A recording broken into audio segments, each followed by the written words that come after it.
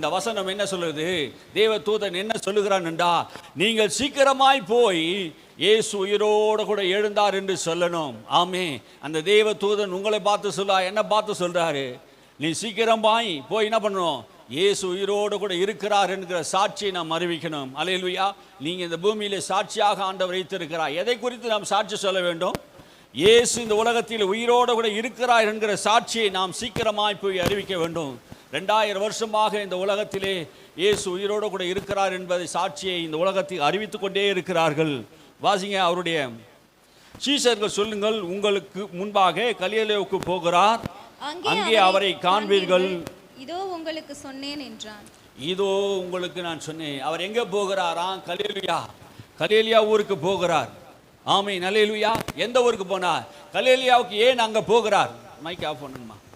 கலிலேயாவுக்கு ஏன் போகிறார்? இயேசு ஏன் கலிலேயாவுக்கு போனார்? ஏன் என்றால் இயேசுக்கு பிரியமான ஒரு ஊர் கலிலேயா பட்டணம். ஆமென், அல்லேலூயா. அந்த மக்கள் அதிகமாக நேசித்த மக்கள், இயேசுவை வரவேற்ற மக்கள், இயேசுவுக்காக வாழ்ந்த மக்கள், இயேசுவை தேடின மக்கள். அந்த மக்களை நோக்கி தான் இயேசு போனார். அங்கே தான் அநேக பெண்கள், ஸ்திரீகள் எல்லாரும் இயேசுவுக்காக ஊழியத்தை செய்தார். ஆமென், அல்லேலூயா. அங்கே தான் அவருடைய ஊழியத்தை தொடங்கினார். கலிலேயா மக்கள், நேசிக்கிற மக்கள், நான் முதலாவது எழுந்து நான் கலிலேயா பட்டணத்துக்கு போறேன் என்று சொல்கிறார். ஆமென், அல்லேலூயா. அது மாத்திரமல்ல, அவர்கள் பயத்தோடும் மகா சந்தோஷத்தோடும் புறப்பட்டு போனார்கள். பயம் இருந்தது பாருங்க. இயேசு உயிரோடு கூட எழுந்தார் என்கிற பயத்தோடு. இப்படியாப்பட்ட காரியம் இந்த வரைக்கும் இந்த உலகத்திலே கேள்விப்படாத ஒன்று. மரித்தோரிலிருந்து இயேசு எழுந்தார் என்கிற அந்த சத்தியத்தை தூதன்கள் சொல்லும் போது ஒரு பயம் அவர்களுக்குள்ள வந்தது. ஆமே, தெய்வ பயத்தோடு இயேசுவை சந்தோஷத்தோடு பாருங்க, அது சொல்றாரு, சந்தோஷத்தோடு கல்லறை விட்டு புறப்பட்டார்கள். இயேசு உயிர்த்தெழுந்தார் என்கிற செய்தி எல்லா மக்களுக்கும் சந்தோஷத்தை தரும். அல்லேலூயா. பக்கத்தில் சொல்லுங்க, உங்களுக்கு சந்தோஷமா இருக்கிறா இயேசு உயிர்த்தெழுந்தார் என்பதை? ஆமே, அல்லேலூயா. சந்தோஷமான செய்தி. இந்த அறிவு நமக்கு வேணும் பாருங்க. எந்த அறிவு? கிறிஸ்து உயிரோடு கூட எழுந்தார் என்கிற ஒரு சந்தோஷம். ஆமே, நமக்கு பிரதிநிதியாக, நமக்கு பதிலாக ஒருவர் அடிக்கப்பட்டு, ஒருவர் நமக்கு பதிலாக சாபமாகி, ஒருவர் நமக்கு பதிலாக மரணத்தையும் பாவத்தையும் பாதாளத்தையும் வென்று உயிர்த்தெழுந்தார். அல்லேலூயா. நாம் அடைய வேண்டிய ஆக்கினை தீர்ப்பெல்லாம் அவர் ஏற்றுக்கொண்டு அவர் உயிரோடு கூட எழுந்தபடினாலே அவர் உயிர்த்தெழுதலை சந்தோஷத்தோடு கூட அவர்கள் ஓடினார்கள். ஆமே, உன் வாழ்க்கை சந்தோஷத்தோடு கூட நீ ஓடணும். கல்லறை விட்டு புறப்பட்டு போகணும். ஆமென், அல்லேலூயா. தேவன் நம்மோடு கூட இருக்கிறார். நம்மை அழைத்த தேவன் நம்மோடு கூட இருக்கிறார். அது மாத்திரமல்ல, அவர் சீஷர்களுக்கு அறிவிக்கும்படியாக ஓடினார்கள். அல்லேலூயா. மகதலேனா மரியாள் முதலாவது பெண்கள் என்ன பண்ணாங்க? இயேசுவுடைய சுவிசேஷத்தை அறிவித்தார்கள். பெண்கள் தான் ஊழியத்தில் முக்கியத்துவம் வாய்ந்தவர்கள். ஆமென். நிறைய பேர் நினைக்கிறான் ஆண்கள் தான். ஆனால் முதலாவது சுவிசேஷத்தை அறிவித்தவர்கள், இயேசு உயிர்த்தெழுந்தார் என்று சுவிசேஷத்தை அறிவித்தவர்கள் யார் என்று கேட்டால் மகதலேனா மரியாளும் மற்ற மரியாளுகளும் போய் என்ன பண்ணாங்க? இயேசுவின் சுவிசேஷத்தை சீஷர்களுக்கு அறிவித்தார்கள். இயேசு கல்லறையில் இல்லை, நாங்கள் போய் பார்த்தோம் அதிகாலையிலே, அங்கு கல்லு பற்றப்பட்டிருந்தது, அங்கே ஒரு தேவ தூதன் இருந்தான். ஏன் மரித்தவரிடத்தில் வந்து பார்க்குறீங்க? இயேசு உயிர்த்தெழுந்தார், அவர் கலிலேயாவுக்கு போயிருக்கிறார் என்று அவளுக்கு அறிவிக்கப்படுகிறது. அல்லேலூயா. அல்லேலூயா சொன்னாதான் பிரசங்கமே வரும். ஆமென், அல்லேலூயா. அவர் உயிர்த்தெழுந்தார், நீங்க எங்க போய் பாருங்க, கலிலேயாவில் இருக்கிறார் என்று சொல்லி அனுப்பப்படுகிறதை நாம் பார்க்கிறோம். பாருங்க அந்த வசனத்தை, 10வது வசனத்தை வாசிங்க. பயப்படாதிருங்கள், நீங்கள் போய் எங்கள் சகோதரர் கலிலேயாவுக்கு போகும்படியாக அவருக்கு சொல்லுங்கள், அங்கே அவர் என்னை காண்பார்கள். ஆமென், அல்லேலூயா. இயேசுவை எங்கே காண்பார்களாம்? கலிலேயா பட்டணத்திலே. ஆமென், கலிலேயா பட்டணத்திலே இயேசு அந்த கடல் ஓரமாக அநேக மக்களுக்கு சுவிசேஷம் சொல்லி ஆயிரக்கணக்கான மக்களுக்கு அந்த நற்செய்தியை சொன்னார். ஆமென். அந்த கடலோர ஓரமாக, கலிலேயா பட்டணத்தில் ஓரமாக கடற்கரை மக்கள் மத்தியிலே அவர் சுவிசேஷத்தை சொல்லித்திருந்தார். நசரேயனாகிய இயேசு கிறிஸ்து நன்மை செய்கிறவராயும் பிசாசின் வல்லமையில் அகப்பட்ட யாவரையும் குணமாக்குறவராயும் சுற்றித்திருந்த இயேசு அந்த மாம்சத்தில் வந்த ஜனங்களை எல்லாம், மாம்சத்தில் வந்த இயேசு கிறிஸ்து அந்த ஊர் ஜனங்களுக்கு எல்லாம் நற்செய்தி அறிவித்தார். அல்லேலூயா. தாம் உயிர் உள்ளவராக இருந்து காட்டினார், நன்மை செய்கிறவராக காட்டினார். அதே போல் அவர் உயிரோடு கூட இருக்கிறவராகவும் அந்த மக்களுக்கு அவர் காட்டினதை பார்க்கிறோம். இந்த கேள்விப்பட்டவர்கள், இயேசு மரித்தார் ஆனா உயிரோடு கூட எழுந்தார் என்கிற செய்தினா தெரியுமா? இந்த செய்தி அந்த மக்கள் எல்லாம், அந்த சீஷர்கள் எல்லாம் என்ன பண்ணிட்டாங்க? காவல்காரர்கள் என்ன சொல்லிட்டாங்க? பொய்யான தகவலை சொல்லுகிறதை நான் பார்க்கிறோம். என்ன தகவல் சொன்னாங்க? பொய்யான தகவல் சொல்லுகிறார்கள். என்ன? இயேசு எழுந்திருக்கல, அவர் கல்லறை விட்டு எழுந்திருக்கல, பணத்தை வாங்கி கொண்டு இயேசு உயிரோடு கூட எழவில்லை என்று சொல்லி போய் என்ன பண்ணாங்க, அங்கே போதிச்சார்கள். வாசிங்க அது கீழே உள்ள வசனங்கள்லாம். 11 வசனத்திலிருந்து, அவர் போகையில் காவல் சேவர்களில் சிலர் நகரத்துக்குள்ளே வந்து நடந்த யாவற்றையும் பிரதான ஆசாரியருக்கு அறிவித்தார்கள். இவர்கள் மூப்பரோடே கூடி வந்து ஆலோசனை பண்ணி சேவகருக்கு வேண்டிய பணத்தை கொடுத்து, சேவகர்களுக்கு வேண்டிய எல்லா பணத்தையும் கொடுத்து, இயேசு எல்லா அந்த மக்கள் எல்லாம் என்ன பண்ணிட்டாங்க, சேவகர்களுக்கு வேண்டிய பணத்தை எல்லாம் கொடுத்தது. அல்லேலூயா. சேவர்களுக்கு வேண்டிய எல்லா பணத்தையும் கொடுத்து என்ன பண்ணாங்க, பொய்யான ஒரு தகவலை சொல்லும்படியாக, பொய் சாட்சி சொல்லும்படியாக, நாங்கள் நித்திரை பண்ணு கொண்டு இருக்கையிலே இயேசுவை அவர் சீஷர்கள் வந்து களவாடி கொண்டு போய்விட்டார்கள் என்று சொல்லும்படியாக அவர் சொன்னார்கள். இந்நாள் வரைக்கும் யூதருக்குள்ளே இந்த விஷயம் ஒரு பெரிய பரபரப்பு உண்டாகி கொண்டே இருக்கிறது. பாருங்க, இன்ன வரைக்கும் ஒரு காரியம் நடக்குது பாருங்க. இன்ன வரைக்கும் யூதருக்குள்ளே இயேசு உயிர் தேழவில்லை என்று என்ன பண்ணுங்க, அன்னைக்கு பணம் கொடுத்து சொன்ன அந்த வார்த்தை, பொய்யான வார்த்தை என்ன பண்ணுங்க, இன்னைக்குள்ளும் இஸ்லாமிய மக்களுக்குள்ளும் சில புறஜாதி மக்கள் நாத்திகர்களுக்குள்ளும் இந்த காரியத்தை வைத்து என்ன பண்ணிடுறாங்க, பேசிக்கொண்டே இருக்கிறார்கள். ஆனால் இயேசு உண்மையாகவே உயிரோடு கூட எழுந்தார். அல்லேலூயா. அவர் குறித்த மலைக்கு வர சொல்லியிருந்தார். எந்த மலைக்கு வர சொல்லியிருந்தார்? ஒலிவ மலைக்கு வர சொல்லியிருந்தார். கலிலேயா பட்டணத்தில் இருக்க அந்த ஒலிவ மலையிலே ஆண்டவர் அவளுக்கு தரிசனமாகி அவர் பரலோகத்துக்கு எடுத்துக்கொள்ள முன்பாக, அவர் உயிர்த்தெழுந்த பின்னாடி அவர்களோடு அவர் பேசுகிறார். வானத்தில் பூமியிலும் சகல அதிகாரம் எனக்கு கொடுக்கப்பட்டிருக்கிறது, ஆகையால் நீங்கள் புறப்பட்டு போய் சகல ஜாதிகளுக்கு சீஷராக்கி பிதா குமாரன் பரிசுத்த ஆவி நாமத்தினாலே அவர்களுக்கு ஞானஸ்நானம் கொடுங்கள் என்று சொன்னார். அல்லேலூயா. அவர் கட்டளையிட்டார், பிதா குமாரன் பரிசுத்த ஆவி நாமத்தினாலே நாம் ஞானஸ்நானத்தை பெறும்படியாக. இயேசு உயிர்த்தெழுந்த பின்பு முதலாவது சொன்ன வார்த்தை சீஷர்களுக்கு, நீங்கள் புறப்பட்டு போங்கள் என்று சொன்னார். அல்லேலூயா. உயிர்த்தெழுந்த இயேசு அவரை எல்லா ஜனங்களுக்கு அறிவிக்கும்படியாக அப்போஸ்தலருக்கு கட்டளையிட்டார். என்ன கட்டளையிட்டார்? இயேசு உயிரோடு கூட எழுந்தார், இயேசு உயிர்த்தெழப்பட்டார், வேத வாக்கியம் அவருடைய வார்த்தை எல்லாம் நிறைவேறினது என்பதை எல்லா ஜனங்களுக்கு அறிவிக்கப்பட்டது. இயேசு சொன்னபடி உயிர்த்தெழுந்தார் என்று சொல்லியிருக்கிறாரே. மத்திய 16 அதிகாரத்தில் 21 வசனத்தில் நீங்கள் வாசித்து பார்த்தால், மத்திய 16:21 இயேசு முதலாக தன் மரணத்தை குறித்து சீஷர்களுக்கு அப்போஸ்தலருக்கு திட்டம் தெளிவாக சொல்லுகிறார். இயேசு தம் எருசலேமுக்கு போய் மூப்பராலும் பிரதான ஆசாரியனாலும் வேதபரனாலும் பல பாடுகளை பற்றி கொலை உண்டு 3ஆம் நாளில் எழுந்திருக்க வேண்டும் என்பது தம்முடைய சீஷருக்கு சொல்ல தொடங்கினார். அல்லேலூயா. இயேசு தம்முடைய மரணத்தை குறித்து இந்த பூமியில் வாடும் போதே 3 வருஷம் ஊழியத்தை செய்யும் போதே அநேக முறை சொல்லியிருந்தார். மத்திய எழுதின சுவிசேஷம் 17ஆம் அதிகாரம் 22, 23, மத்திய 20, 17, 18, 19 இந்த வசனங்கள்லாம் நீங்கள் வாசித்து பார்த்தீங்கன்னா என்ன சொல்கிறதுனா, இயேசு 3ஆம் நாளிலே உயிர்த்தெழுவார். இயேசு 3ஆம் நாளிலே பல பாடுகள் பட்டு தேவகுமாரனாகிய இயேசு எருசலேமில் இப்படியெல்லாம் பாடுபடுத்தப்படுவார் என்று 3 முறை அறிவித்தார். தொடர்ச்சியாகவே இயேசு தம்முடைய மரணத்தை அறிவித்தார். சொன்னபடியே அவர் உயிர்த்தெழுந்தார். ஒரு முறை சொல்லவில்லை, பல முறை அவருக்கு சொல்லியிருந்தார். பல தருணங்களிலே, பல வாய்ப்புகளிலே அவர் தன்னுடைய மரணத்தை குறித்து சொல்லிக்கொண்டே இருந்தான். நான் இன்ன விதமாக மரிக்க போகிறேன், 3ஆம் நாள் உயிரோடு கூட எழுந்திருக்க போகிறேன், 3ஆம் நாள் உயிரோடு கூட எழுந்திருக்க போகிறேன் என்று இந்த அதிகாரத்தெல்லாம் நீங்க வாசித்து பார்த்தா இயேசு உயிரோடு கூட எழுந்தார். அவர் சொன்னபடியே என்ன பண்ணாரு, உயிரோடு கூட எழுந்தார். சில சமயங்களில் நீங்க வாசித்து பாருங்கள். மத்திய சுவிசேஷ புஸ்தகத்திலே 12ஆம் அதிகாரத்தை நீங்க எடுத்துக்கொள்ளுங்கள். மத்திய சுவிசேஷ 12ஆம் அதிகாரம் 40ஆம் வசனத்தை வாசிப்போம். யோனா இரவும் பகலும் 3 நாள் ஒரு பெரிய மீனின் வயிற்றில் இருந்தது போல மனுஷகுமாரனும் இரவும் பகலும் 3 நாள் பூமியின் இருதயத்தில் இருப்பார். பாருங்க, இங்க வசனம் சொல்லுகிறது, யோனா 3 நாள் இரவும் பகலும் மீன் வயிற்றில் இருந்தது போல. இன்னைக்கு அவர் எதற்காக இந்த வார்த்தையை சொன்னார் என்றா, அன்னைக்கு இருந்த வேதபாரர்கள் பரிசேயர்கள் இயேசுவை நோக்கி கேட்ட கேள்வி, போதகரே உம்மாலே எனக்கு ஒரு அடையாளம் வேண்டும் என்று கேட்டார்கள். இயேசு கிறிஸ்து தேவகுமாரனா, நீ தேவகுமாரனா என்பதற்காக ஒரு அடையாளத்தை இயேசுவிடத்தை கேட்டார்கள். ஆம், நான் தேவகுமாரனா என்பதற்கு அடையாளத்தை அவள் கேட்டபோது அவர் சொன்னார், ஆமாம், யோனாவின் அடையாளத்தை அன்றி வேறு அடையாளத்தை நான் உங்களுக்கு கொடுக்க போகிறதில்லை என்று சொன்னார். என்ன சொன்னார்? இரவும் பகலும் யோனா மீனின் வயிற்றில் இருந்தது போல மனுஷகுமாரனாகி நானும் பூமியின் இருதயங்களிலே 3 நாள் இருப்பேன் என்று சொல்லுகிறார். ஆமென், அல்லேலூயா.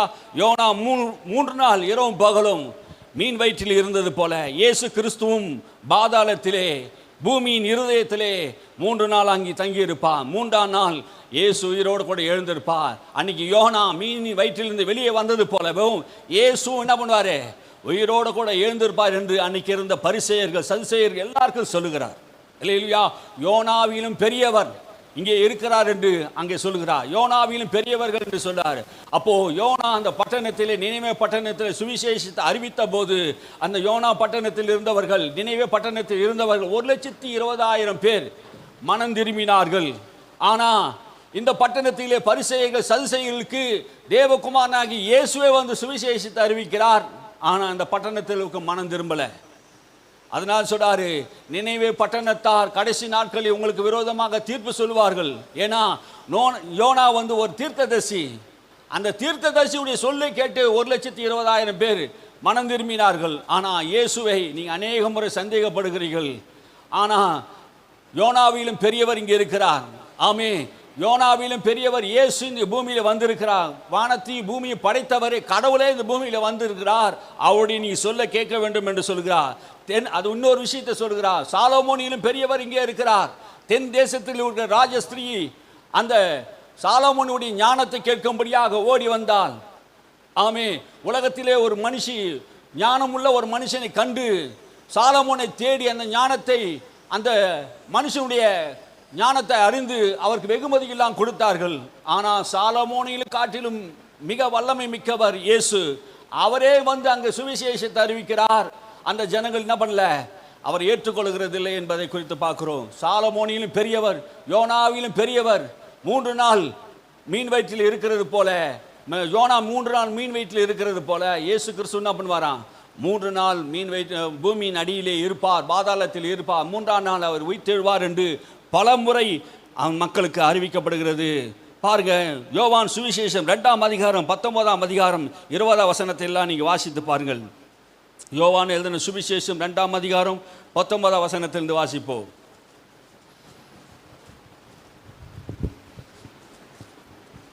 இயேசு அவர்களுக்கு பிரதியுத்தரமாக, இந்த ஆலயத்தை இடித்து போடுங்கள், 3 நாளைக்குள்ளே இதை எழுப்புவேன் என்றார். அப்பொழுது யூதர்கள், இந்த ஆலயத்தை கட்ட 46 வருஷம் சென்றதே, நீர் இதை 3 நாளைக்குள்ளே எழுப்புவீரோ என்றார்கள். 46 வருஷமா? இந்த ஆலயத்தை கட்ட 46 வருஷம் ஆச்சு, நீ 3 நாளில் கட்டிடுவேன்னு சொல்றீங்களே அப்படின்னு சொல்லி என்ன சொல்றாரு அங்கே சொல்லுகிறதை பார்க்கும். அன்னைக்கு இருந்த யூதர்கள், இயேசு தேவாலயத்துக்கு போனார். அந்த தேவாலயத்தில் தேவாலயத்தில் என்ன நடந்தது என்றால், எருசலேமுக்கு போகும்போது அந்த தேவாலயம், சாலமோன் கட்டின அந்த தேவாலயத்தை இயேசு பார்த்தபோது அங்கு ஆடுகளையும் மாடுகளையும் விற்கிறவர்களாய் பார்த்தார்கள். அங்கே என்ன நடந்தது? தேவாலயம் ஒரு பரிசுத்தமான ஆலயம், ஜெப ஆலயம், துதியும் ஜெபமும் இருக்க வேண்டிய தேவாலயத்திலே அங்கே கல்லர் குகையாகவும் வியாபார வீடாகவும் சந்த வெளியாகவும் மாற்றி இருக்கிறதை இயேசு கண்டு, அங்கே இருக்கிற மனுஷர்களை எல்லாரும் பார்த்து, என் வீடு எல்லாருக்கும் ஜெப வீடாக இருக்கிறது, இது வியாபார வீடாகவும் கல்லர் குகையாகவும் வட்டிக்கு ஒரு இடமாகவும் மாற்றிவிட்டீர்கள் என்று சொல்லி இயேசு சவுக்கு எடுத்து ஜாட்டி எடுத்து எல்லாரையும் அடிக்கி துரத்தினார். அப்போ அங்கே இருக்கிற யூதர்கள்லாம் வந்து இயேசுவிடத்தில் கேட்குறாங்க, உனக்கு இந்த அதிகாரத்தை யார் உனக்கு கொடுத்தது? எங்களுக்கு ஒரு அடையாளம் வேண்டும் என்று கேட்டார். எல்லாரும் என்ன பண்ணாங்க, எங்களுக்கு அடையாளம் வேணும், உனக்கு தேவனுடைய ஆலயத்தை குறித்து என்ன அதிகாரம் இருக்கு? நாங்கள் பிரதான ஆசாரியர், நாங்கள் யூதர்கள், இந்த ஆலயத்தை கட்டி காப்பாற்றுகிறோம், நீங்க எதுக்கு இந்த காரியத்தை எல்லாம் செய்கிறீங்க அப்படி கேட்ட போது இயேசு சொன்னா, இந்த ஆலயத்தை இடித்து போடுங்கள். அடையாளத்தை கேட்குறீங்களே, இந்த ஆலயத்தை இடித்து போடுங்கள், 3 நாளைக்கு நான் கட்டுவேன் என்று சொன்ன போது அவங்க என்ன நினைச்சிட்டாங்க, அந்த தேவனுடைய சாலமோன் கட்டின அந்த ஆலயத்தை இடித்து போடவும் 3 நாளில் நான் கட்டிடுவேன் என்று சொன்னார் என்றும் என்ன பண்ணிட்டாங்க, பொய்யான கதை கட்டுகிறார்கள். இயேசு எதை சொன்னார் என்றால், சரீரமாகிய ஆலயத்தை, நானே தேவனுடைய ஆலயம், இந்த ஆலயத்தை இடித்து போடுங்கள், நான் 3ஆம் நாளைக்குள்ள அதை எழுப்புவேன் என்று தன்னுடைய சரீரமாகிய ஆலயத்தை குறித்து சொன்னாரே தவிர அந்த சாலமோன் கட்டின அந்த ஆலயத்தை குறித்து அவர் சொல்லவில்லை. இது ஒரு யூதர்கள் தவறாக புரிந்து கொண்டு இயேசு மேலே குற்றம் சாட்டினார்கள். இயேசு தம்முடைய ஆலயத்தை 3ஆம் நாள் உயிரோடு கூட எழுப்புவேன் என்று சொன்னார். அது அல்ல ஆலயம், கட்டிடம் அல்ல ஆலயம், இயேசு சரீரமே ஆலயமா இருக்கிறது. இதை 3ஆம் நாளிலே அவர் உயிரோடு கூட எழுப்புவார். அவர் தம்முடைய சரீரமாகிய ஆலயத்தை குறித்து பேசினார். இப்படி அவர் சொன்னதை அவர்கள் வாசிங்க. இப்படி அவர் சொன்னதை அவர் இப்படி சொன்னதை அவர் மரித்தோரிலிருந்து எழுந்த பின்பு அவருடைய சீஷர்கள் நினைவு கூர்ந்து வேத வாக்கியத்தையும் இயேசு சொன்ன வசனத்தையும் விசுவாசித்தார்கள். இயேசு சொன்ன வசனத்தையும் விசுவாசித்தார்கள். அல்லேலூயா. வேத வாக்கியத்தையும் இயேசு சொன்ன வசனத்தையும் விசுவாசித்தார்கள். இன்னைக்கு நிறைய மக்கள் வேத வசனத்தையும் இயேசு சொன்ன வார்த்தையும் என்ன பண்ணல, விசுவாசிக்கல. ஆனால் அன்னைக்கு யூதர்கள் எதை விசுவாசித்தார்கள்? மத்தேயு சுவிசேஷத்தில் அதிலே பாருங்க, இந்த எத்தன் 3ஆம் நாளைக்குள்ளே எழுப்பப்படுவான் என்று நாங்கள் அறிந்திருக்கிறோம் என்று சொல்கிறாங்க. சரி, நம்ம அதுக்கு வாசித்துக்கு முன்னாடி இன்னொரு விஷயங்களை வாசிப்போம். யோவான் சுவிசேஷம் 20ஆம் அதிகாரத்தை வாசிச்சுங்களா? 20ஆம் அதிகாரம் 19ஆம் வசனத்தை 20:19. வாரத்தின் முதல் நாளாகிய அன்றைய தினம் சாயங்கால வேளையிலே சீஷர்கள் கூடியிருந்த இடத்தில் யூதர்களுக்கு பயந்ததினால் கதவுகள் பூட்டி இருக்கையில் இயேசு வந்து நடுவே நின்று உங்களுக்கு சமாதானம் என்றார். வாசிங்க மறுபடியும்.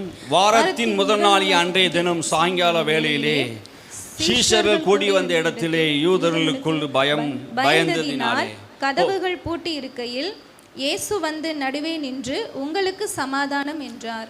இப்போ சமாதானம் இல்லாமல் போயிடுச்சு. இயேசு மரித்து விட்டார், இயேசு அடக்கம் பண்ணி விட்டார், மரித்து விட்டார் என்கிற சூழ்நிலை மட்டும்தான் சீஷர்கள் அறிந்திருந்தார்கள். அதனால என்ன ஆயிடுச்சுன்னா, தம்மையும் கூட சீஷர்கள் என்ன நினைச்சாங்க, யூதர்கள் எங்களையும் கொண்டு போய் கொலை செய்து விடுவார்கள் என்று ஒரு பயம் சீஷர்களுக்குள்ள வந்து விட்டது. இயேசு உயிரோடு கூட எழுந்து ஒரு மகிமை சரீரத்தை பெற்றவராக பூட்டப்பட்ட அறைக்குள்ளே அவர் உள்ளே போகிறார். அல்லேலூயா. பூட்டப்பட்ட அறைக்குள்ளே போகிறார். அவர் மாம்ச சரீரத்தில் மகிமையின் சரீரத்திலே அவர் உயிர் தேர்ந்ததினாலே, அவர் மகிமை சரீரம் இருந்தது, அந்த சரீரத்தின் வழியாக அவர் போனதினாலே பயந்து இருந்த அவர்களை பார்த்து உங்களுக்கு சமாதானம். அல்லேலூயா. இயேசு உயிர் தேர்ந்த போது ஆண்டவர் சொல்லுகிற ஒரே வார்த்தை உங்களுக்கு சமாதானம். இப்படி அவர் சொல்லி தம்முடைய கைகளை விழாவையும் அவர்களுக்கு காண்பித்து சீஷர்கள் அவரை கண்டு சந்தோஷப்பட்டார்கள். அல்லேலூயா. இயேசு உயிரோடு கூட எழுந்தார் என்கிற குறித்துக்கு கேள்விப்பட்டு கண்டு என்ன பண்ணாங்க, சந்தோஷப்பட்டார்கள். சந்தோஷம் வரணும் மாமி. அல்லேலூயா. எல்லாருக்குள்ள என்ன சந்தோஷம் வரணும்? என்ன சந்தோஷம் வரணும்? உயிர்த்தெழுந்தார் என்கிற சந்தோஷம் வரணும். எப்போ உயிர்த்தெழுந்தார் என்கிற விசுவாசம் வருதோ அப்போதே நமக்கு விட்டு பயம் நீங்கிடும். உயிர்த்தெழுந்தா இயேசு உயிரோடு கூட இருக்கிறார், என் தேவன் சதா காலங்களில் உயிரோடு கூட இருக்கிறார் என்கிற விசுவாசம் உனக்கு இருந்தீங்கன்னா எந்த காலகட்டத்தில் நீ என்ன பண்ண மாட்டீங்க, பயப்படவே மாட்டோம், சமாதானம் இழக்கவே மாட்டோம். ஆமென். அல்லேலூயா. எத்தனை பயமுறுத்தல் வந்தாலும் என் மீட்பர் உயிரோடு கூட இருக்கிறார். அல்லேலூயா. யோபு சொல்றாரு, என் மீட்பர் உயிரோடு கூட இருக்கிறார், அந்நிய கண்கள் அல்ல, என் சொந்த கண்களே காணும், அவர் பூமியில் வந்து நிற்பார். ஆமே. அவர் இந்த பூமியில வந்து நிற்பார். என் மாம்சம் அழுகி போகலாம், என் எலும்புகள் எல்லாம் கரைந்து போகலாம், என் மீட்பர் வரும்போது என்னை உயிரோடு கூட எழுப்புவார். சரீரம் அழுகி போயிருந்தாலும் என் மீட்பர் உயிரோடு கூட இருக்கிறார், அவர் வரும்போது என்னை உயிர்ப்பிப்பார், என் கண்ணீரெல்லாம் துடைப்பார் என்று சொல்லுகிறார். ஆமென். அல்லேலூயா.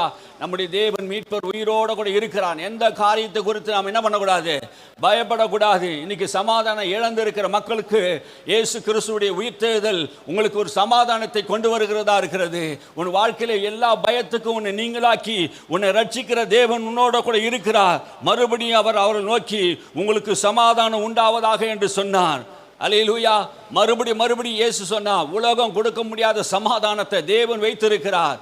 அவர் சிலுவையிலே சிந்தின ரத்தத்தின் மூலமா சமாதானத்தை உண்டாக்கி இருக்கிறார். அவர் சமாதான பிரபு என்று சொல்லப்படுகிறது. இந்த உலகத்தில் எத்தனையோ கோடி மக்கள் இன்னைக்கு சமாதானம் இல்லாமல் வாழ்ந்து கொண்டு இருக்கிறார்கள். இயேசு உயிரோடு கூட எழுந்தது எதற்காக? சமாதானத்தை கொடுக்க. அல்லேலூயா. பயத்தோடு வாழ்ந்து கொண்டிருக்கிற மக்களுக்கு இயேசு சமாதானத்தை கொடுக்கிற தேவனாய் இருக்கிறார். மத்திய 27வது வசனத்தை 27ஆம் அதிகாரத்தில் எடுத்துக்கொள்ளுங்க. மத்திய சுவிசேஷம் 27ஆம் அதிகாரத்தில் 62ஆம் வசனத்திலிருந்து நான் வாசிப்போம். ஆயத்த நாளுக்கு பின்னான மறுநாளிலே பிரதான ஆசாரியரும் பரிசேயரும் பிலாத்துவினிடத்தில் கூடி வந்து, ஆண்டவனே, அந்த எத்தன் உயிரோடு இருக்கும்போது 3 நாளைக்கு பின் எழுந்திருப்பேன் என்று சொன்னது எங்களுக்கு ஞாபகம் இருக்கிறது. ஆகையால் அவனுடைய சீஷர்கள் ராத்திரியிலே வந்து அவனை களவாய் கொண்டு போய் மரித்தோரிலிருந்து எழுந்தான் என்று ஜனங்களுக்கு சொல்லாத படிக்கும், முந்தின எத்தனை பார்க்கிலும் பிந்தின எத்து கொடிதாகாத படிக்கும் நீர் 3 நாள் வரைக்கும் கல்லறையை பத்திரப்படுத்தி கட்டளையிட வேண்டும் என்றார்கள். பாருங்க, இங்கே பிலாத்துவிடத்திலே போய் அந்த பரிசேயர்கள், சதுசேயர்கள், ஆயக்காரர்கள் எல்லாரும் போய் இயேசுவை கொலை செய்தால் மட்டும் விடலை. பாருங்க, கொலை செய்துட்டு அதை மட்டும் விடலை. இந்த எத்தன் சொன்னது எங்களுக்கு ஞாபகம் இருக்கிறது. இயேசு சொன்னதை சொல்றாங்க. இந்த பிலாத்துவிடத்தை போய் சொல்றாங்க, பிலாத்துவே, இந்த எத்தன் பூமியில் இருக்கும்போது சொன்னார். என்ன சொன்னார் என்றால், நான் 3ஆம் நாளைக்குள்ளே என்னை நான் எழுப்புவேன் என்று சொன்னார். ஆகினாலே இவன் 3ஆம் நாள் உயிரோடு கூட எழுந்திருப்பான் என்று இவர்கள் சொல்லுகிறார்கள். அந்த காரியம் பொய்யாக இருக்கும்படியாகவும் அதை சொல்றாங்க. ஆகையால் அவருடைய சீஷர்கள் ராத்திரியிலே வந்து அவனை களவாய் கொண்டு போய் மரித்தோரிலிருந்து எழுந்தார் என்று ஜனங்களுக்குள் சொல்லாதபடிக்கு, என்ன சொல்றாங்க, ஜனங்களுக்குள் சொல்லாதபடிக்கு இயேசு உயிரோடு கூட எழுந்தார் என்று மக்களுக்கு சொல்லக்கூடாது என்கிற சாத்தானுடைய திட்டம் என்னன்னா, இயேசு உயிரோடு கூட எழுந்தார் என்கிற சத்தியத்தை என்ன பண்ணக்கூடாது, ஜனங்களுக்குள்ளே சொல்லக்கூடாது என்று பல வகையிலே திட்டம் போடுகிறார்கள். பல வகையிலே திட்டம் போட்டு தீர்மானங்களை கொண்டு வருகிறார்கள். ஆனாலும் என்ன நடந்து பாருங்க, 3ஆம் நாளில் வரைக்கும் அவரை என்ன பண்ணணுமா, கல்லறையிலே காவல் வைக்க வேண்டும் என்று சொல்லுகிறார்கள். அன்னைக்கு ரோம ராஜ்யத்திலே, ரோம பேரரசிலே இயேசுடைய கல்லறைக்கு சீல் வைத்து என்ன பண்ணாங்க, காவல்காரர்களை வைத்தார்கள். இயேசு உயிரோடு கூட எழுந்திருக்க கூடாது என்று எத்தனையோ திட்டங்களை போட்டார்கள். எத்தனையோ அரசாங்கம் எவ்வளவு திட்டங்கள் போட்டாலும், எத்தனையோ சதி திட்டங்கள் நடந்தாலும் அவர் சொன்னபடியே உயிரோடு கூட எழுந்தார். அல்லேலூயா. இயேசு சொன்னபடியே உயிரோடு கூட எழுந்தார். அவர்கள் நினைத்தார்கள் இயேசு உயிர் தேட முடியாது, இயேசு உயிர் தேட விடமாட்டோம் என்று நினைத்தார்கள்.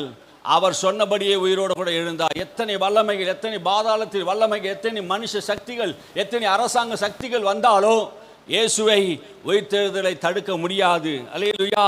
அவர் போய் காவலுக்கு முத்திரை போட்டார்கள். அவர் என்ன பண்ண, கல்லுக்கு முத்திரை போட்டார்கள். வாசிங்க 66 வசனத்தை.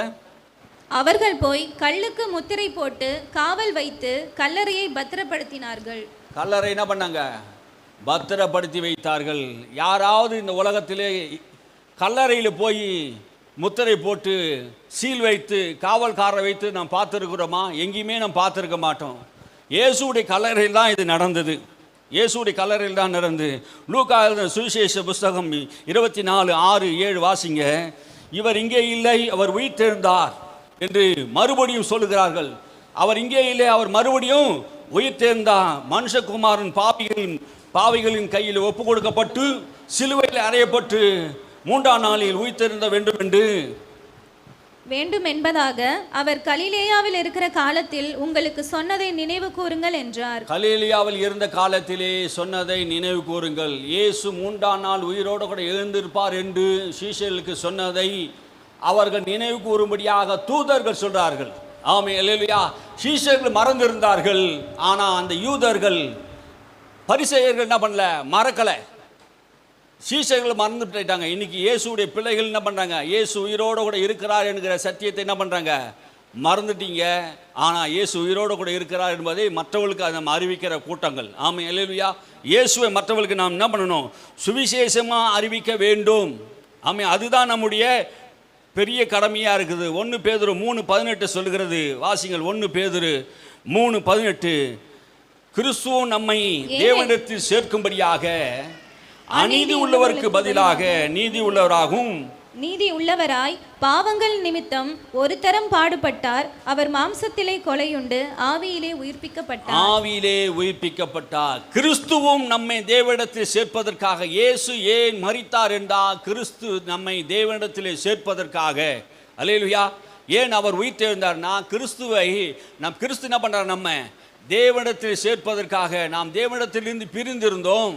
நமக்கு ஒரு பெரிய பாக்கியத்தை ஆண்டவர் தருகிறார். இந்த உயிர்த்தெழுது நாளிலே ஆண்டவரிடத்தில் நாம் சேர்ப்பதற்காகவே.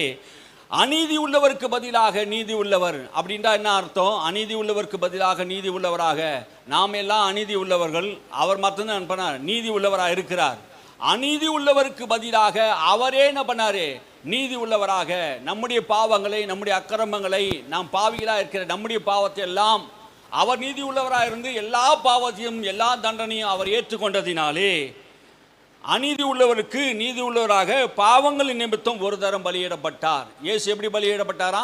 நம்முடைய பாவத்துக்காக ஒரு தரம் அவர் பலியிடப்பட்டார். மாம்சத்திலே கொலையுண்டு ஆவியிலே உயிர்ப்பிக்கப்பட்டார். அப்படின்னா இயேசு மனுஷ சரீரத்தில் இருந்ததினாலே அவர் கொலை செய்யப்பட்டார். என்னை கொலை செய்வார்கள் என்று சொன்னாரே, அவர் மாம்சத்தில் 100% அவர் மாம்சத்தில் இருந்தபடினாலே 100% தேவகுமாரன் இருந்தபடினாலே அவர் மனுஷனாகவும் தேவகுமாரன் இருந்தபடியா எல்லா நீதியை நிறைவேற்றும்படியாக மனுஷனுக்கு மரணம் வந்தது போல இவருக்குள்ள என்ன பண்ணது? அந்த மரணம் வந்தது. 3ஆம் நாளிலே அந்த மரணத்தை உயிரோடு குழைப்ப ஆவி உயிர்ப்பிக்கப்பட்டது. அல்லேலூயா. நமக்காக இயேசு என்ன பண்ணாரு? மரித்தொழுந்து இயேசு உயிரோடு கூட எழுந்தான். அப்போஸ்தலர் நடவடிக்கை புஸ்தகம் 1ஆம் அதிகாரம் 3ஆம் வசனத்தை நீங்கள் வாசித்து பார்த்தீங்கன்னா, அப்போஸ்தலர் நடவடிக்கை 1ஆம் அதிகாரம் 3ஆம் வசனத்தை நீங்கள் வாசித்து பார்த்தீங்கன்னா, அவர் பாடுபட்ட பின்பு 40 நாளளவும் அப்போஸ்தலருக்கு தரிசனமாகி தேவனுடைய ராஜ்யத்திற்குரியவைகளை அவர்களுடனே பேசி அநேகம் தெளிவான திருஷ்டாங்களினாலே அவர்களுக்கு தம்மை உயிரோடு இருக்கிறவராக காண்பித்தார். அவர் பாடுபட்ட பின்பு 40 நாள் இயேசு உயிரோடு கூட எழுந்து இந்த பூமியிலே 40 நாள் அப்போஸ்தலர்களுக்கு தம்முடைய தரிசனத்தை அவர்களுக்கு காண்பித்தார். தேவனுடைய ராஜ்யத்தை குறித்து அவர்களோடு பேசினான். அல்லேலூயா. இயேசு தம் உயிரோடு கூட இருக்கிறவராகவும் எல்லாருக்கும் அவர் காண்பித்தார். அப்போஸ்தலர் எல்லாரும் அவரை பார்த்தார்கள். 500 பேருக்கு மேலே அவரை பார்த்தார்கள். 12 அப்போஸ்தலர்கள் பார்த்தார்கள். அநேக சீஷர்கள் பார்த்தார்கள். ஒரு சீஷர்கள் பார்த்தார்கள். அங்கே இருக்கிற பட்டணத்தார் எல்லாரும் இயேசு உயிர்த்தெழுந்ததை பார்த்தார்கள். வேதம் சொல்லுகிறது 2 பேர் சாட்சிகள் இந்த பூமியில நிறைவேறப்படும். 2 சாட்சி இருந்தால் போதும், அது உறுதிப்படும். ஆனால் அநேக சாட்சிகளை தேவன் எழுப்பினார்.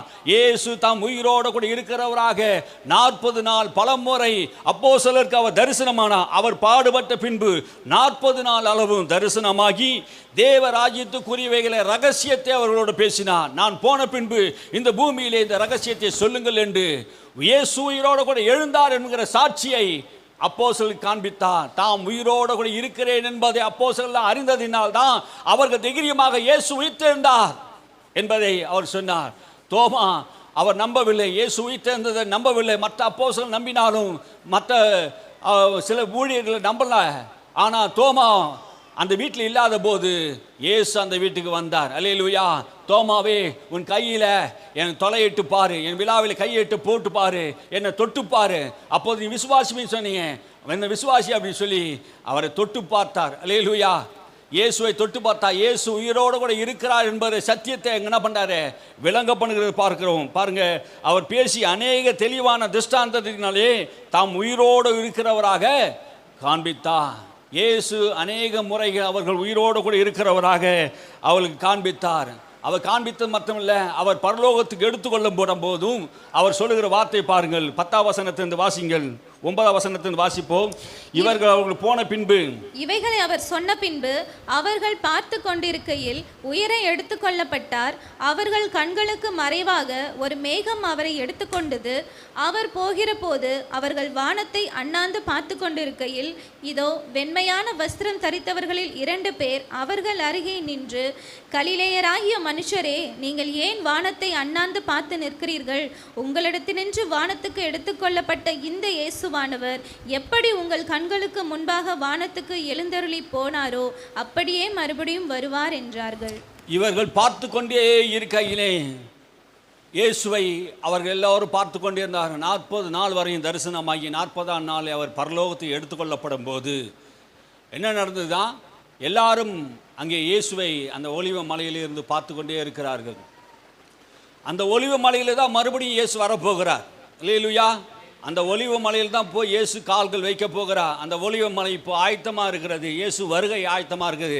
எந்த ஒலிவ மலையிலிருந்து இயேசு பரலோகத்துக்கு எடுத்துக்கொள்ளப்பட்டாரோ அதே ஒலிவ மலையிலே வந்து இயேசு நிற்பார். அதுக்கு தான் சொல்றாரு, அவர் போகிற போது அவர் வானத்தை ஏன் அண்ணாந்து பார்க்குறீங்க? தூதர் கேட்குறாங்க, நீங்க ஏன் வானத்தை அண்ணாந்து பார்த்து கொண்டு இருக்கீங்க? உங்களிடத்திலே உயர எடுத்துக்கொள்ளப்பட்ட இந்த இயேசுவானவர் எப்படி மேகங்கள் மேலே வானத்துக்கு எடுத்துக்கொள்ளப்பட்டாரோ அப்படியே அவர் மகிமையிலே திரும்ப வருவார். அல்லேலூயா. இயேசு எப்படி மேகத்தின் மேல் எடுத்துக்கொள்ளப்பட்டாரோ, அந்த மலையிலே உயரத்திலிருந்து எடுத்துக்கொள்ளப்பட்டாரோ அதே போல மேகத்தின் ஆரவாரத்தோடு பிரதான தூதர்களோடு சத்தத்தோடு அவர் என்ன பண்ணுவார்? பூமிக்கு இறங்கி வருவார். அவங்க சொல்கிறாங்க, வெண் வஸ்திரம் தரித்த 2 பேர் அவர் அருகே நின்று, கலேலுயா மனுஷரே, நீங்கள் ஏன் வானத்தை அண்ணாந்து பார்க்கிறீர்கள்? உங்களிடத்திலே வானத்துக்கு எடுத்துக்கொள்ளப்பட்ட இந்த இயேசுவானவர் உங்கள் கண்களுக்கு முன்பாக வானத்துக்கு எழுந்தருளி போனாரே, அப்படியே மறுபடியும் திரும்ப வருவார். அல்லேலூயா. எழுதப்பட்ட வார்த்தை இது நிறைவேறும். சொன்னது தான். ஆமே. வேதத்தில் என்ன சொல்லியிருக்கிறதோ அது என்ன பண்ணும்? நிச்சயம் நிறைவேறும். அல்லேலூயா. சொன்னதை ஆண்டவர் நிறைவேற்றுகிற தேவனாய் இருக்கிறார். இங்கிலாந்து தேசத்திலே ஒரு மனிதன், பிராங்க்ஸ் மோரிஸ் என்கிற ஒரு மனிதன் என்பவன், இயேசு கிறிஸ்துவை குறித்து தவறான எண்ணம் கொண்டவன், தவறான உபதேசத்தில் இருந்தவன். அவன் சொல்றான், இயேசு கிறிஸ்து உயிர் தேழவில்லை என்பதை குறித்து நான் நிரூபிப்பேன் என்று ஒரு புஸ்தகத்தை எழுத வேண்டும் என்று பல நாட்களாக அவன் முயற்சி செய்தான். அவன் முயற்சி செய்து கொண்டிருக்கும் போது, அப்போ இயேசு உயிரோடு கூட எழுந்திருக்கவில்லை என்று இந்த உலகத்துக்கு நான் சாதிக்க வேண்டும், நிரூபிக்க வேண்டும் என்று ஒரு புத்தகத்தை எழுத வேண்டும் என்பதற்காகவே பல நாட்களாக அவன் வேத புத்தகத்தை வாசிக்க ஆரம்பித்தான். இயேசு உயிர்த்தெழவில்லை என்று நான் ஒரு புத்தகத்தை எழுத வேண்டும் என்று சொல்லி அவன் எழுத ஆரம்பித்தான். பல நாட்களாகி மாதங்களாகிவிட்டது. அவன் புத்தகத்தையும் எழுதி முடித்தான். அவன் எழுதி முடித்த புத்தகத்தின் பேர் என்னதுன்னு கேட்டா, என்ன அந்த புஸ்தகத்தின் பேருன்னா, கல்லை புரட்டி போட்டது யார்? அந்த புஸ்தகத்தின் பேர் என்ன? கல்லை புரட்டி போட்டது யார்? அவன் எழுதி முடித்தான். அந்த எழுதி முடித்த உடனே அந்த கடைசியாக சொன்னான், இயேசு உண்மையாகவே உயிர்த்தெழுந்தார். அல்லேலூயா. இயேசு உண்மையாகவே உயிர்த்தெழுந்தார் என்கிற வாசகத்தை அவன் எழுதி முடித்தார். ஆமே. பல நாட்களாக வேத புத்தகத்தை படித்த போது இயேசு கிறிஸ்துவை உண்மையாகவே இரட்சகராக ஆண்டவராக ஏற்றுக்கொண்டார். ஆமே. இந்த வேத புத்தகத்தை நீ படிக்க படிக்க உன் மனம் மாற்றப்படும். ஆமே. நீ ரட்சிக்கப்படுவே. கர்த்தர் உன்னை அந்த மகிமையில் பிரவேசிக்க பண்ணுவார். அல்லேலூயா. ரோமர் புஸ்தகம் 6ஆம் அதிகாரத்திலே 9ஆம் வசனத்தை நீங்கள் வாசித்து பார்த்தா, மரித்தோரிலிருந்து எழுந்த கிறிஸ்து இனி மரிப்பதில்லை என்று அறிந்திருக்கிறோமே, மரணம் இனி அவரை ஆண்டு கொள்வதில்லை. மரித்தோரிலிருந்து எழுந்த கிறிஸ்து இனி மரிப்பதில்லை. இயேசு எங்க இருந்தாராம்? மரித்தோரிலிருந்து எழுந்திருந்தார். அவர் இனி மரணம் அவரை ஆண்டு கொள்வதில்லை. இனி இந்த உலகத்தில் எந்த மரணமும் அவர் ஆண்டு கொள்வதில்லை. அல்லேலூயா. இயேசு மரணத்தை ஜெயித்தார், பாதாளத்தை ஜெயித்தார். எல்லா அதிகாரத்தை வல்லமை உரிந்து கொண்டு, மரணமே உன் கூர் எங்கே, பாதாளமே உன் ஜெயம் எங்கே, மரணத்தையும் பாதாளத்தையும் ஜெயித்து இயேசு உயிரோடு கூட எழுந்தார். அல்லேலூயா. இயேசு இன்னைக்கு ஜீவிக்கிறவராக இருக்கிறார். இயேசு உயிர்த்தெழுந்தார். இயேசு ஜீவிக்கிறவராக இருக்கிறார். அல்லேலூயா. நம் இயேசு மரித்து போனவர் மாத்திரமல்ல, அவர் 3ஆம் நாளில் உயிரோடு கூட எழுந்தார். மரணம் அவரை ஆண்டு கொள்வதில்லை. வேதம் சொல்லுகிறது, ஆதாமுக்குள் எல்லாரும் மரிக்கிறது போல கிறிஸ்துக்குள் எல்லாரும் உயிர்ப்பிக்கப்படுவோம். ஆதாமுக்குள் எல்லாரும் மரித்தார்கள். ஆதாம் மரித்தார். ஆதாம் சந்ததி எல்லாரும், கிறிஸ்து வரை எல்லாரும் மரித்தார்கள். ஆதாம் மூலமாக இந்த உலகத்துக்கு மரணம் பிரவேசித்தது போல கிறிஸ்து மூலமாக இந்த உலகத்திலே ஜீவன் பிரவேசிக்கும். அல்லேலூயா. எத்தனை பேருக்கு புரியுது? ஆமென் சொல்லுங்க. அல்லேலூயா. மரணம் என்றால் என்ன? ஆதாம் செய்த அந்த தவறு, பாவம், அந்த பாவத்தினால் வந்த தண்டனை தான் மரணம். ஜீவகாலமெல்லாம் மரண பயத்தில் இருந்தவர்களை அந்த மரண பயத்திலிருந்து விடுதலையாக்கும்படி மரணத்தின் அதிகாரியாக பிசாசை தமது மரணத்தினாலே ஜெயித்தார். அல்லேலூயா. அந்த மரணத்தை எப்படி ஜெயித்தாரா? தமது மரணத்தினாலே ஜெயித்தார். மரணத்தின் அதிகாரி யார்? இந்த உலகத்தின் மரணத்தின் அதிகாரி யமன் அப்படின்னு சொல்றாங்க. எந்த யமன்? அதுதான் பிசாசுன்னு சொல்றோம். ஆமென். அல்லேலூயா. மரணத்தின் அதிகாரி யாரு? பிசாசு. அந்த மரணத்தின் அதிகாரியாகிய பிசாசை ஜெயித்து உயிரோடு கூட எழுந்தான். ஆமென். அவர் பாதாளத்துக்கு போனது, பாதாளத்தின் வல்லமைகளையும் திறவுகோலி வல்லமைகள் எல்லாரும் உழிந்து கொண்டு அவர் வெளியேறினார். ஆமென். மரணம் இனி அவரை ஆண்டு கொள்வதில்லை. இந்த உலகத்திலே இயேசுவை எந்த மரணமும் அவர் தொட முடியல. ஏனென்றால் மரணத்தை ஜெயித்து உயிரோடு கூட எழுந்த ஒரே ஒரு ஆண்டவர் நம்முடைய ஆண்டவர். அல்லேலூயா. அவர் உயிரோடு கூட இருக்கிறார். என் நேசர் உயிரோடு கூட இருக்கிறார். என் தேவன் உயிரோடு கூட இருக்கிறார். வெளிப்படுத்த விசேஷம் 18ஆம் அதிகாரம் 1:18 சொல்லுகிறது, மரித்தேன் ஆனாலும் சதா காலங்களின் உயிரோடு கூட இருக்கிறேன். ஆமேன் என்று சொல்லுகிறார். அல்லேலூயா. மரித்தேன் ஆனாலும் சதா காலத்தில் நான் உயிரோடு கூட இருக்கிறேன். உயிரோடு கூட இருக்கிற தேவன் நம்முடைய தேவன். மரணத்துக்கும் பாதாளத்துக்கும் உடைய திறவுகோலை என் கையில் இருக்கிறது என்று சொல்கிறார். அல்லேலூயா. மரணத்தினுடைய திறவுகோல், பாதாளத்தினுடைய திறவுகோல். எப்போது இந்த மரணத்தினுடைய திறவுகோலும் பாதாளத்தின் திறவுகோலும் இயேசுவின் கையில் வந்தது? இதற்கு முன்னாடி அந்த திறவுகோல் யார் வைத்திருந்தது? மரணத்தினுடைய திறவுகோல் பாதாளத்தினுடைய திறவுகோல் பிசாசின் அதிகாரத்துக்குள் இருந்தது. ஆகினால் தான் இயேசு அந்த மரணத்தையும் பாதாளத்தையும் ஜெயித்து உயிரோடு எழும்பும்போது அந்த திறவுகளை தன் கையில் எடுத்துக்கொண்டான். அல்லேலூயா.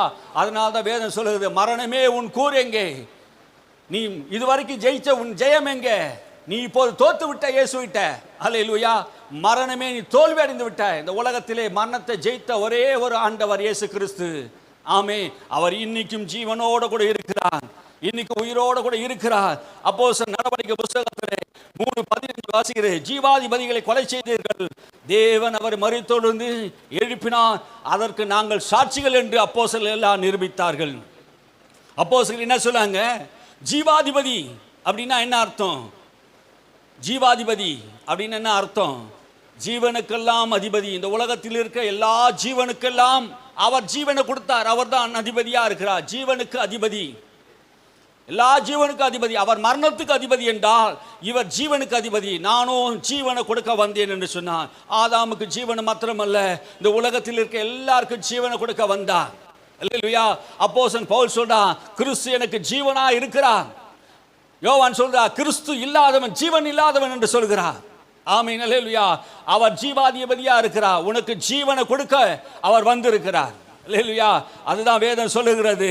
அவர் ஜீவாதிபதி நீங்கள் கொலை செய்தீர்கள், தேவன் அவரை மரித்தோரிலிருந்து எழுப்பினார், அதற்கு நாங்கள் சாட்சிகள் என்று அப்போஸ்தலர் சொல்கிறார்கள். ஏன் ஆண்டவர் அந்த அப்போஸ்தலரை வைத்தார் என்றால், இயேசு கிறிஸ்து உயிரோடு கூட இருக்கிறார். அனுதினமும் இயேசு உயிரோடு கூட இருக்கிறார், உயிரோடு கூட இருக்கிறார் என்ற சாட்சி அப்போஸ்தலர்கள், ஆதி அப்போஸ்தலர்கள் அறிவித்தார்கள், வீடுகள் தோறும் அறிவித்தார்கள். இந்த இயேசு உயிரோடு கூட இருக்கிறார் என்று நீங்க சொல்லக்கூடாது என்று அவர் அடித்தார்கள். ஆனாலும் இயேசு உயிரோடு கூட இருக்கிறார் என்று அவர் சொல்லிக்கொண்டே இருந்தார்கள். எவ்வளவு போராட்டங்கள் வந்தாலும், எவ்வளவு பாடுகள் வந்தாலும் இயேசு உயிரோடு கூட இருக்கிறார் என்று அப்போஸ்தலர்கள் சொல்லாமல் இல்லை. அவர் உயிரோடு கூட இருக்கிறார் என்ற சத்தியம்தான் இந்த உலகத்தில் இருக்க எல்லா மக்களையும் கிறிஸ்துவாண்டை கொண்டு வருகிறது. அல்லேலூயா. நீங்கள் விசுவாசிக்கணும், ஒவ்வொரு நாளும் கிறிஸ்துவை பற்றி சொல்லணும். நாங்கள் சாட்சிகளாக இருக்கிறோம். ஆண்டவர் எதற்காக உன்னை ஆண்டவர் வைத்திருக்கிறார்? இயேசுவுக்கு சாட்சியா இருக்கணும். அல்லேலூயா. நான் போன பின்பு நீர் எனக்கு சாட்சி சொல்ல வேண்டும் என்று சொன்னாரே, நீங்க சாட்சியா இருப்பீர் என்று சொன்னாரே. எதை குறித்து நீங்க சாட்சியா இருக்க போறீங்க? இயேசு உயிரோடு கூட இருக்கிறார். அவர் ரத்தத்துக்கு சாட்சி, அவர் உயிரோடு கூட இருக்கிறதுக்கு சாட்சி யார்? ஆமாங்க, நான் தான் சாட்சி. இயேசு சிலுவையில் அறையப்பட்டது உண்மைதான். அவர் 3ஆம் நாள் உயிரோடு கூட எழுந்தார், அது உண்மைதான். கோர்ட்டில் போனால் சாட்சி கேட்குறாங்களே, என்ன சாட்சி? இயேசு உயிரோடு கொடுக்கிறார். நீங்கள் சொல்லுவீங்களா? மனுஷனுக்கு முன்பாக நீங்கள் அறிக்கப்படுவீங்களா? இயேசு உயிரோடு கூட இருக்கிறார், அதுதான் சாட்சிங்க. அப்போஸ்தலர் எல்லா ஊழியுமே பெரிய பிரசங்கம்லாம் பண்ணலைங்க. நீங்கள் கொலை செய்த அந்த இயேசுவை தேவன் மரித்தோரிலிருந்து எழுப்பினார், அதற்கு நாங்கள் சாட்சி. நீங்கள் மரத்திலே கொலை செய்த அந்த இயேசுவை தேவன் உயிரோடு கூட எழுப்பினார், இவன் சுகமாய் இருக்கிறது. காரணம் என்ன? நீங்கள் கொலை செய்த இந்த இயேசு, நசரேனாகிய இயேசுவின் நாமத்தினாலே இவன் எழுந்து நடக்கிறான் என்று சொன்னார்கள். அல்லேலூயா. எல்லா இடங்களிலும் கிறிஸ்துவை குறித்து சாட்சி சொன்னார்கள். பிலிப்பு அந்த பட்டணத்தில் போய் சுவிசேஷத்தை அறிவிப்பது, கர்த்தராகிய இயேசு கிறிஸ்துவை குறித்து அவர் அறிவித்த போது எல்லா மக்களும் ரட்சிக்கப்படுகிறார், பிசாசு ஓடுகிறது, அற்புதம் நடக்கிறது. இயேசு உயிரோடு கூட இருக்கிற அவராக காண்பித்தார். அல்லேலூயா. அதற்கு நீங்களும் நானும் சாட்சிகளாக இருக்கிறோம் என்று வேதம் சொல்லுகிறது. எபேசியர் புஸ்தகம் 1ஆம் அதிகாரம் 19ஆம் வசனத்தை நீங்கள் வாசித்து பாருங்கள். வாசிங்க. 1:19.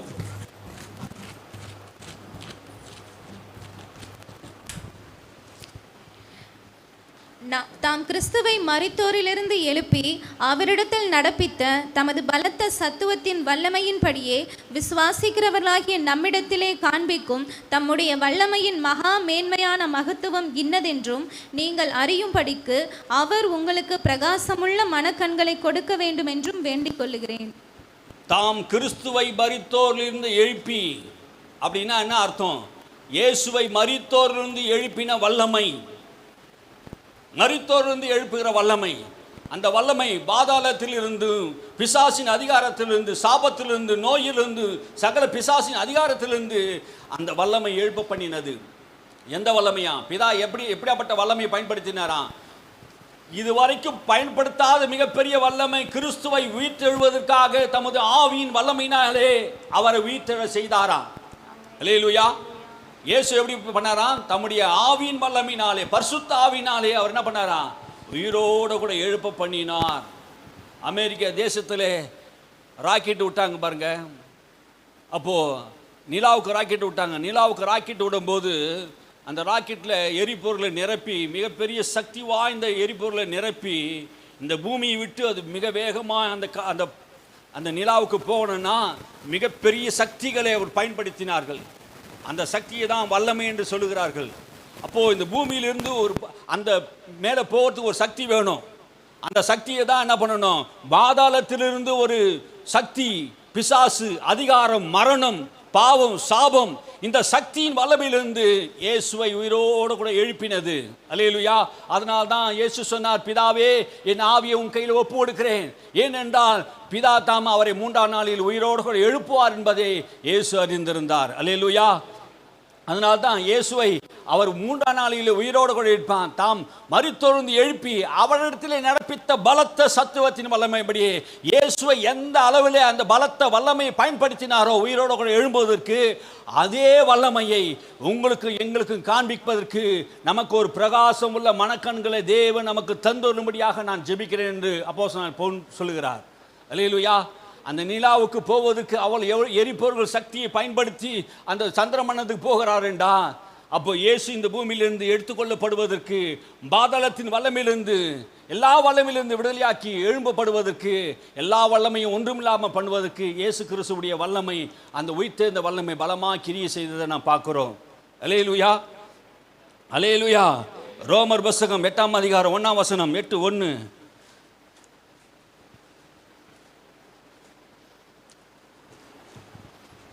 ஆனபடியினால் கிறிஸ்து இயேசுவுக்குட்பட்டவர்களாய் இருந்து மாம்சத்தின்படி நடவாமல் ஆவியின்படியே நடக்கிறவர்களுக்கு ஆக்கினை தீர்ப்பு இல்லை. அல்லேலூயா. ஆவியின்படி நடக்கிறவர்களுக்கு என்ன ஆவி? உயிர்த்தெழுந்த ஆவியின்படி நடக்கிறவர்களுக்கு மரண தீர்ப்பு இல்லை. அல்லேலூயா. அன்றியும் இயேசுவை மரித்தொழுந்து எழுப்பினுடைய ஆவி உங்களுக்குள் வாசமாக இருந்தால், கிறிஸ்துவை மரித்தொழுந்து எழுப்பினவர் உங்களுக்குள் உங்கள் சரீரமாகிய இந்த சரீரத்தை என்ன பண்ணுவாராம்? உயிர்ப்பிக்கிறவராக இருக்கிறார். அல்லேலூயா. இயேசுவை உயிர்ப்பித்தது யார் என்றால் ஆவியானவர் என்று சொல்லுகிறார். ரோமர் 8:11. உங்களுக்குள் இருக்கிற ஆவியானவர் யாரா?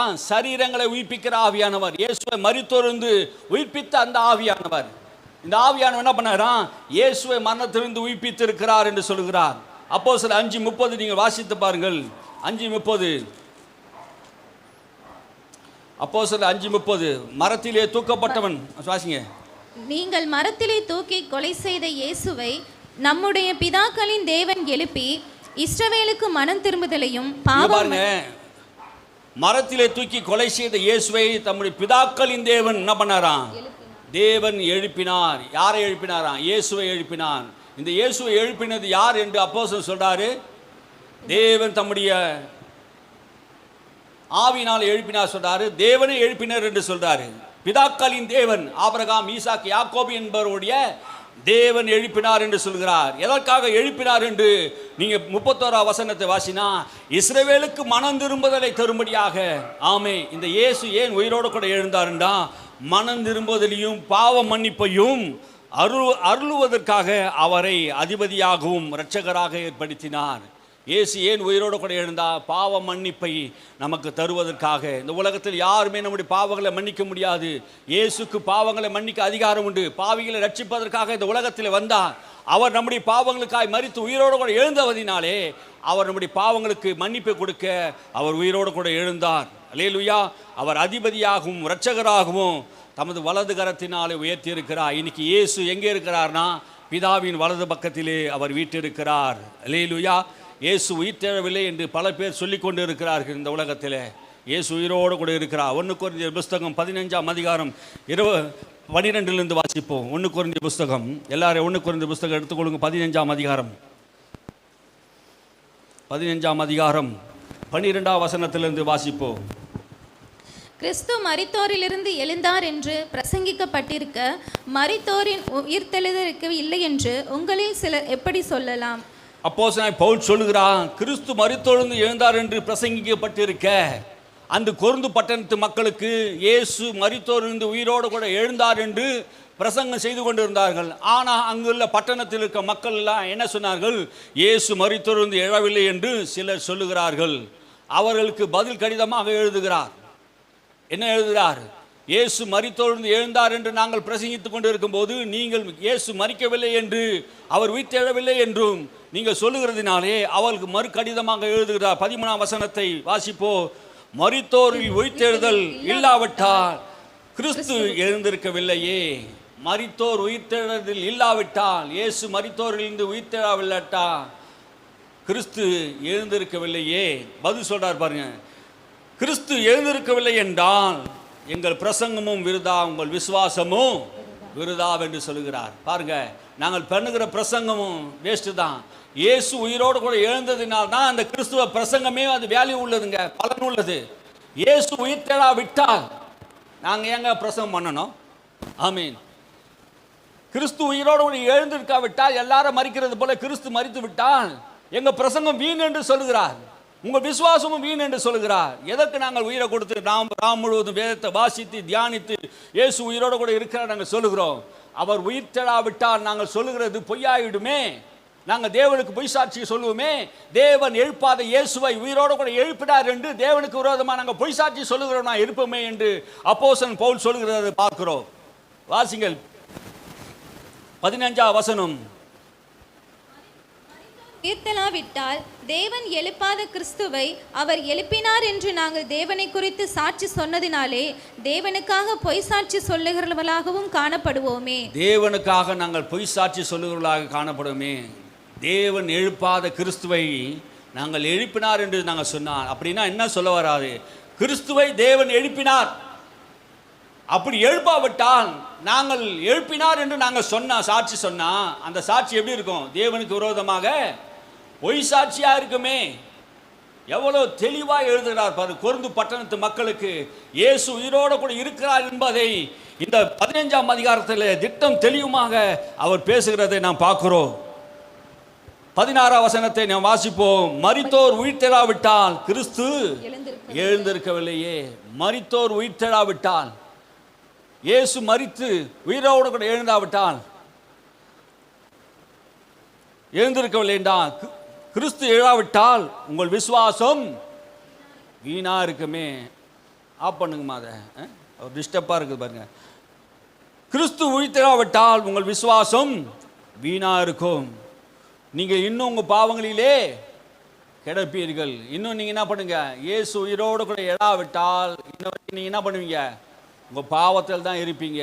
இயேசு உயிரோடு கூட எழுந்தார் என்பதை இந்த சத்திய வசனம் சொல்லுகிற 22ஆவது வசனத்தை நீங்கள் வாசித்து பார்த்தா, ஆதாமுக்குள் எல்லாரும் மரிக்கிறது போலும் கிறிஸ்துக்குள் எல்லாரும் உயிர்ப்பிக்கப்படுகிறோம். எல்லாரும் என்ன பண்ணுகிறோம்? உயிர்ப்பிக்கப்படுகிறோம். ஆதாமுக்குள் எல்லாரும் மரிக்கிறது போல கிறிஸ்துக்குள்ளும் எல்லாரும் உயிர்ப்பிக்கப்படுகிறோம். எப்படி உயிர்ப்பிக்கப்படுகிறோம்? தெசலோனிக்கர் புஸ்தகம் 1ஆம் அதிகாரத்தில், இப்போ 4ஆம் அதிகாரத்தில் வாசிங்க. தெசலோனிக்கர் புஸ்தகம் 4ஆம் அதிகாரத்தில் 14ஆம் வசனத்திலிருந்து வாசிங்க.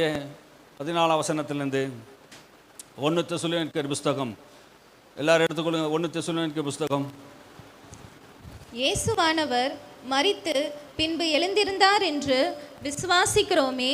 அப்படியே இயேசுவுக்குள் நித்திரை அடைந்தவர்களையும் தேவன் அவரோடே கூட கொண்டு வருவார். பாருங்க, இந்த வசனம் சொல்லு. கிறிஸ்துவானவர் மரித்து பின்பு எழுந்தார் என்று விசுவாசிக்கிறோம். இப்போ எல்லாரும் நம்ம என்ன பண்ணுறோம்? என்ன விசுவாசிக்கிறோம்? கிறிஸ்துவானவர் மரித்தார், 3ஆம் நாள் என்ன பண்ணாரு? எழுந்தார் என்று விசுவாசிக்கிறோம்.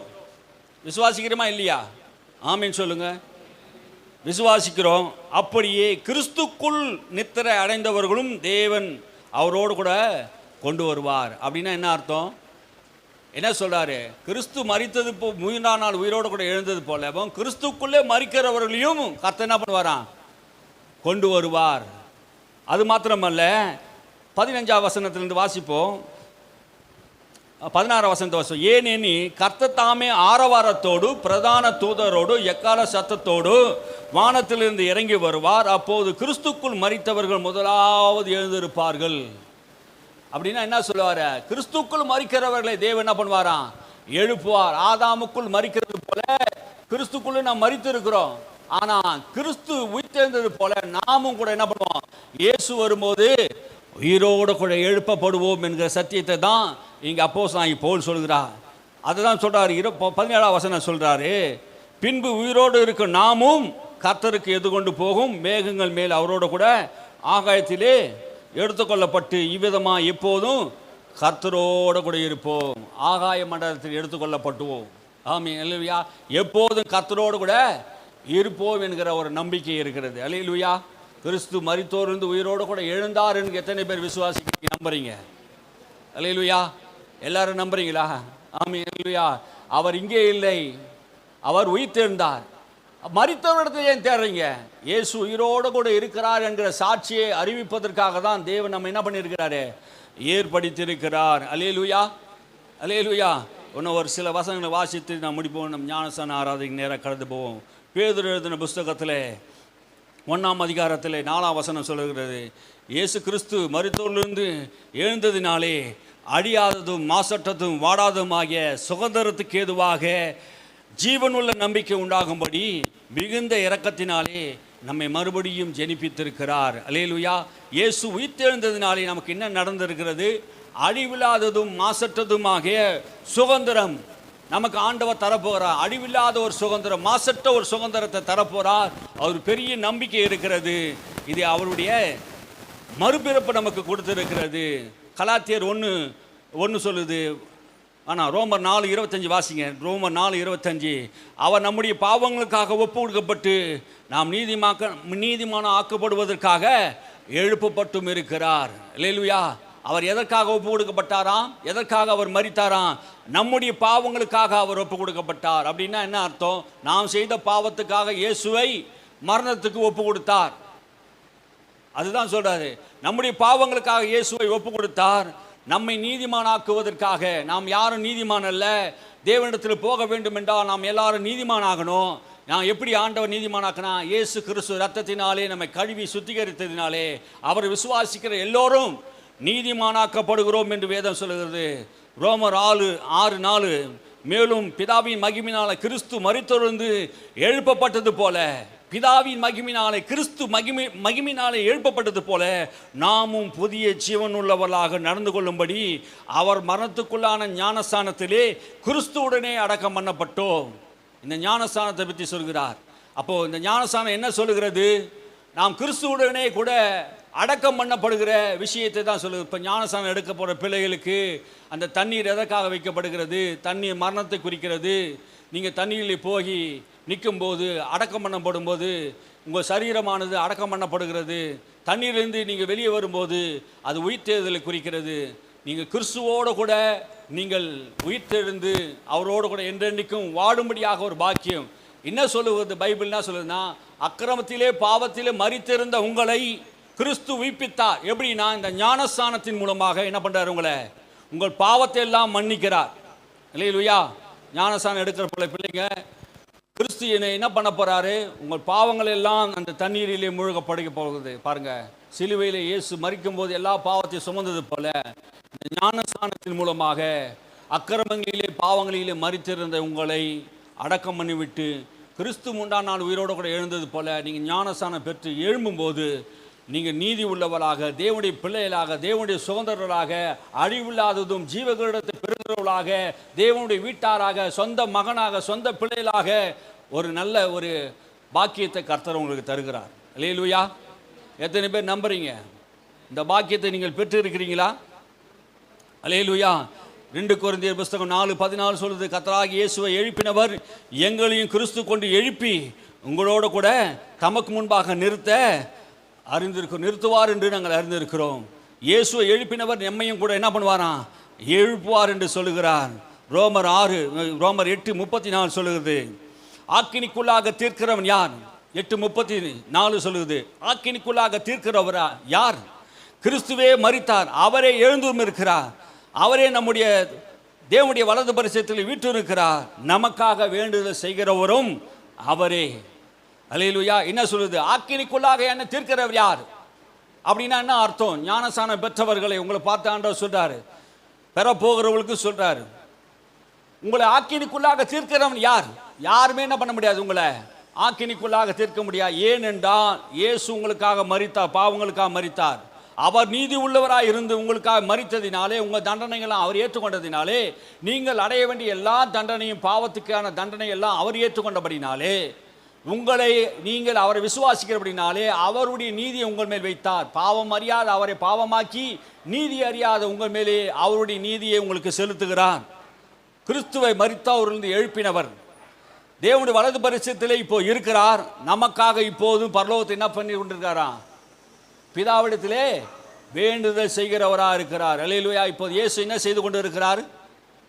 என்ன செய்து கொண்டு இருக்கிறார்? பிதாவிடத்தில் 2000 ஆண்டுகளுக்கு முன்பாக இருந்து இன்னைக்கு வரைக்கும் பரலோகத்துக்கு எடுத்துக்கொள்ளப்பட்ட இந்த நாள் வரைக்கும் நமக்காக வேண்டுதல் செய்கிறார். யோவான் அதை தான் சொல்லுகிறார்.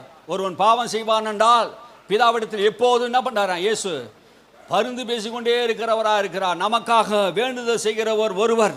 33ஆம் வசனத்தை வாசிங்க. 33ஆம் வசனத்தை 34 வாசிங்களே, 33 வாசிங்க. தேவன் தெரிந்து கொண்டவர்கள் மேல் குற்றம் சாட்டுகிறவன் யார்? தேவனே அவர்களை நீதிமான்களாக்குகிறவர். தேவன் நீதிமானாக்கின மேலே குற்றம் சாட்டுகிறவர் யார்? இந்த உலகத்தில் யார் அவர்களை குற்றம் சாட்ட முடியும்? தேவனே நீதிமானாக்கி இருக்கிறார். அப்போ தேவனே நீதிமானாக்கினவர் யார் குற்றம் சாட்ட முடியும்? எந்த பிசாசு குற்றம் சாட்ட முடியும்? யாராலையும் குற்றம் சாட்ட முடியாது. ஆமீன். வாசிங்க, மறுபடியும் வாசிங்க. தெரிந்து கொண்டவர்கள் மேல் குற்றம் சாட்டுகிறவன் யார்? தேவனே அவர்களை நீதிமான்களாக்குகிறவர். தேவனே அவர்களை என்ன பண்ணிட்டாரா? நீதிமானாக்கிட்டார். வசனத்தை மேல கண்ணா இருக்கட்டும். ஆமீன். அல்லேலூயா. தேவனே அவர் என்ன பண்ணிட்டாரு? நீதிமானா மாற்றி இருக்கிறார். யாருமே அவர் என்ன பண்ண முடியாது, குற்றம் சாட்ட முடியாது. ஆக்கினைக்குள்ளாக தீர்க்கிறவன் யார்? ஆக்கினைக்குள்ளாக யாருமே தீர்க்க முடியாது. யாருமே உங்களை பண்ண முடியாது. ஆக்கினை தீர்ப்பு என்னது? நரகத்துக்கு ஒன்று யாரும் தள்ள முடியாது. ஏன்னா அவர் மேல் விசுவாசம் உள்ளவர்களாக ஞானஸ்நானம் பெற்றவர் எத்தனை பேர்களோ அத்தனை பேர்களும் அவருடைய பிள்ளையாக மாறுகிறார்கள். விசுவாசம் உள்ளவன் நாங்கள் ஞானஸ்நானம் பெற்றவன் ஆக்கினைக்குள்ளாக தீர்க்கப்படான். எத்தனை பேர் விசுவாசம் உள்ளவர்களாக இந்த ஞானஸ்நானம் பெறுகிறார்களோ அவரெல்லாம் அந்த ஆக்கினைக்குள்ளாக தீர்க்க முடியாது.